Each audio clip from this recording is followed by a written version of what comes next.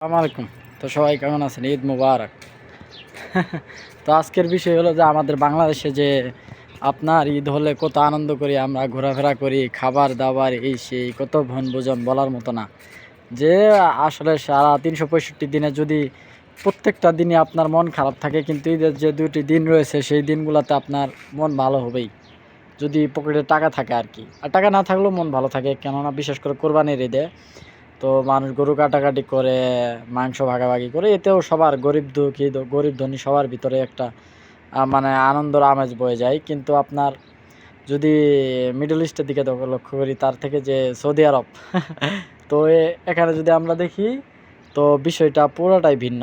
তো আপনারা দেখতেই পাচ্ছেন যে এটা সৌদি আরবের একটি রিয়াদ শহরের ভিতরে।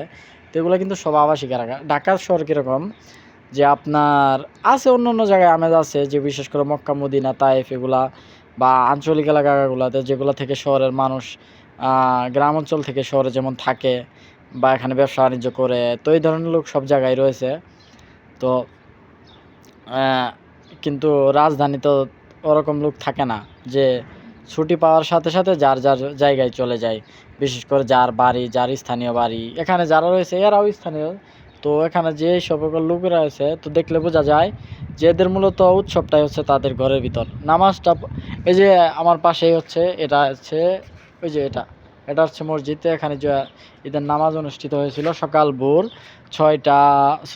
5টা 20-এর দিকে, 20-এ না হয় 14-তে হবে এরকম সময়। তো এই সময় নামাজটার আগ পর্যন্ত মোটামুটি আশপাশে একটু আমেজ ছিল, লোকজন আসছে। কিন্তু নামাজ শেষ তো আপনার সব শেষ, যার মানে খুতবাটাও শোনার সময় নাই। তো সবাই যার যার বাড়িতে চলে গেছে, চলে গিয়ে তারা এখন হয়তো গরু কাটাকাটি করবে। গরু তো দেয় না, যে আপনার যে মেষ ভেড়া, দুম্বা ভেড়া এগুলাতেই বেশিরভাগ হয়। তো ছোট ছোট আর তো কোরবানির বিষয়বস্তু যে আছে এগুলা তো মোটেও না যে ভাগাভাগি করে ও মুক্তমুখকে দিবে, এরকম কোনো এই জায়গায় কোনো নাই যে তারা বাস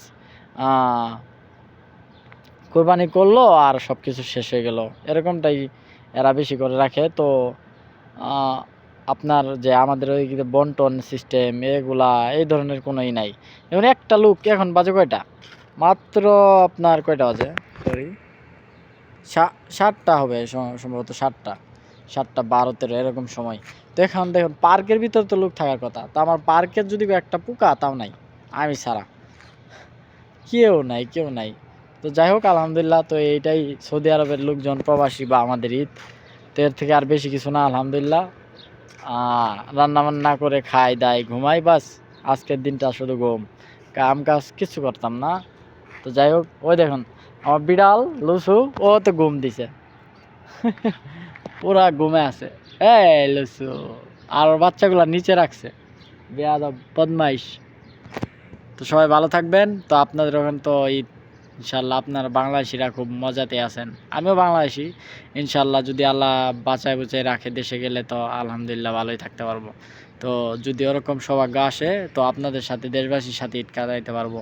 তো সবাই আমার জন্য দোয়া করবেন। আসসালামু আলাইকুম, ঈদ মোবারক।